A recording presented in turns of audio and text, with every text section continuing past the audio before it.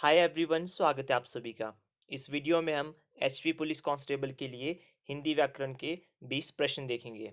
आपके एग्ज़ाम में 16 प्रश्न आएंगे और कहीं ना कहीं आपका हिंदी व्याकरण समवट ईजियर है प्रिपेयर करना, क्योंकि मैक्सिमम लोग आपके हिंदी मीडियम से पढ़े होते हैं। तो आपका एक भी क्वेश्चन गलत नहीं होना चाहिए, बिकॉज आपको पता है एग्ज़ाम अगर ईजी आता है तो आपकी कट ऑफ बहुत हाई चली जाती है। आप फॉरेस्ट गार्ड का भी देख सकते हैं। और अगर आपने कोई भी कोचिंग ज्वाइन की है तो वो अच्छी बात है, बट अगर आप प्रैक्टिस नहीं करेंगे तो आप एग्ज़ाम में कुछ भी रिकॉल नहीं कर पाएंगे, इसलिए आपकी प्रैक्टिस बहुत इंपॉर्टेंट है। तो आइए स्टार्ट करते हैं हमारा फर्स्ट क्वेश्चन से। फर्स्ट क्वेश्चन है, हिंदी की आदि जननी है। तो इसका जो हमारा सही उत्तर होगा वो है ऑप्शन ए, संस्कृत। निम्न में से कौन सा नासिक्य व्यंजन है? तो इसका जो हमारा राइट आंसर होगा ऑप्शन बी, य। और भी आपके नासिक के व्यंजन होते हैं, जैसे ण, आपका य, अण, न, म। ये आपके सभी नासिक के व्यंजन होते हैं। नासिक के व्यंजन जो आपकी नाक की हेल्प से बोले जाते हैं। आपको मुझे कमेंट करके बताना है हिंदी वर्णमाला में व्यंजन की संख्या कितनी है। नेक्स्ट है आपके पास, निम्न में से कौन सा सघोष वर्ण है? तो आपके पास जो सघोष वर्ण है, इसका जो हमारा राइट आंसर होगा वो है ऑप्शन सी, म। देखिए, आपसे कई बार क्वेश्चन ये पूछा जाता है कि कौन सा अघोष वर्ण है, कौन सा सघोष वर्ण है। तो जानते हैं कैसे आप इस क्वेश्चन को कर सकते हैं। बहुत ईजी है। आपको पता है आपके पास कुछ वर्ग होते हैं, जैसे कवर्ग, पवर्ग, चवर्ग, टवर्ग। तो देखते हैं कवर्ग के बारे में जानते हैं पहले। क, ख, ग, घ, ण। ठीक है, इस तरीके से हो गया। फिर हम जानते हैं त्वर्ग। देखिए, चवर्ग, पवर्ग आप वो कर सकते हैं, वो भी हम देखते हैं साथ में। त्वर्ग में आपके पास होता है त, थ, द, सॉरी, द, ध, न। पवर्ग में होगा आपके पास प, फ, ब, भ और म। जो आपके हर एक वर्ग से शुरू के जो आपके दो होंगे, शुरू के जो आपके दो होंगे वर्ण, वो होंगे आपके अघोष व्यंजन। ठीक है, वो आपके अघोष होंगे। और जो आपके रिमेनिंग होंगे वो होंगे आपके सघोष। तो इसी तरीके से अगर आप ऑप्शन भी देखते हैं तो ख भी आपका क्या हुआ, ये आपका हुआ अघोष। च, चवर्ग, वो तो पहले ही आपका, तो वो भी अघोष हुआ। म, देखिए यहाँ पर म लास्ट में आ रहा है, तो ये आपका हुआ सघोष। और पवर्ग, प, ये भी आपका फर्स्ट है, तो आपका ये क्या हुआ, अघोष। तो इस तरीके से आप सघोष और अघोष में पता कर सकते हैं। तो इसका जो राइट आंसर था वो है ऑप्शन सी, म। शुद्ध वर्तनी का आपको चयन करना है, तो आपसे पूछा गया अन्वेषण। तो अन्वेषण जो है हमारा ऑप्शन ए सही आंसर है। अगर आपको वीडियो पसंद आ रही है, आपने चैनल को सब्सक्राइब नहीं किया, तो प्लीज़ सब्सक्राइब करें। नेक्स्ट क्वेश्चन है आपका, शुद्ध वर्तनी का आपको चयन करना है। आपसे पूछा गया उत्सव, तो इसका जो हमारा राइट आंसर होगा option C, sorry option B, Utsav. Next question है आपका, महेश का आपको संधि विच्छेद बताना है। तो महेश का जो हमारा संधि विच्छेद होगा ऑप्शन बी, महा जमा ईश, महेश। नेक्स्ट है आपका, सप्तर्षि का आपको सही संधि विच्छेद बताना है। तो इसका जो हमारा राइट आंसर होगा ऑप्शन सी, सप्तह जमा ऋषि, सप्तर्षि। नेक्स्ट है आपका, बहाव शब्द में प्रयुक्त प्रत्यय कौन सा है? प्रत्यय होते हैं जो आपके किसी शब्द के अंत में लगते हैं। तो प्रत्यय इसमें से कौन सा होगा बहाव का? तो इसका जो हमारा राइट आंसर है ऑप्शन सी, आव।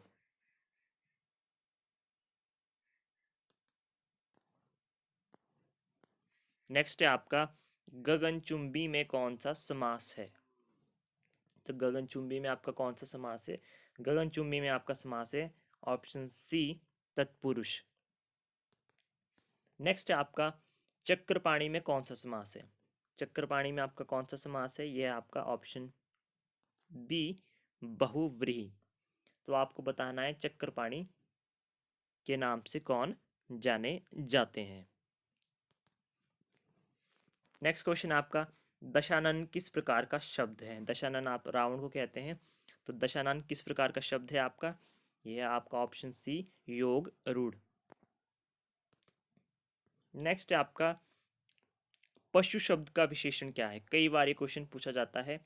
तो आपका जो पशु शब्द का विशेषण होगा वो है आपका ऑप्शन ए पार्श्विक। मैक्सिमम लोग या तो आपका पशुपति या इन तीन ऑप्शंस में से करते हैं, बट ये आपका गलत होगा। राइट आंसर है ऑप्शन ए पार्श्विक। नेक्स्ट है आपका पावक का पर्यायवाची शब्द क्या है? कई बार ये क्वेश्चन पूछा गया है। तो पावक का जो हमारा पर्यायवाची शब्द है वो है आपका ऑप्शन बी हुताशन। और पावक आपको किसको कहते हैं? पावक का मतलब होता है आपकी आग, अग्नि। ठीक है, यहाँ पे इसके दो तीन आंसर बन सकते हैं। अगर आप बात करें पावक का, अगर यहाँ से आप थोड़ा ज़्यादा सही देखें तो इसका जो हमारा राइट आंसर बनेगा ऑप्शन बी हुताशन बनेगा। आपका जो ज्वाला है वो भी आपका पावक का ही पर्यायवाची शब्द है। ये सभी आपके आग के पर्यायवाची शब्द हैं। जैसे आपका ये क्या बोलते हैं, ज्वाला हो गया, अनल हो गया, आग हो गया, दहन हो गया, रोहिताश्व हो गया। तो ये आपके सभी किसके हैं? ये आपके अग्नि के पर्यायवाची शब्द हैं। तो आपका देखिए यहाँ पर ऑप्शन बी भी सही हो सकता है, ऑप्शन डी भी सही हो सकता है। नेक्स्ट है आपका वारिद का पर्यायवाची शब्द क्या है? तो हमारा जो वारिद का पर्यायवाची शब्द होगा वो है आपका ऑप्शन डी बादल। नेक्स्ट क्वेश्चन है आपका गरिमा का विलोम शब्द है। तो आपका गरिमा का जो विलोम शब्द होगा वो ऑप्शन है बी लघिमा। आपको मुझे बताना है घृणा का विलोम शब्द क्या होगा?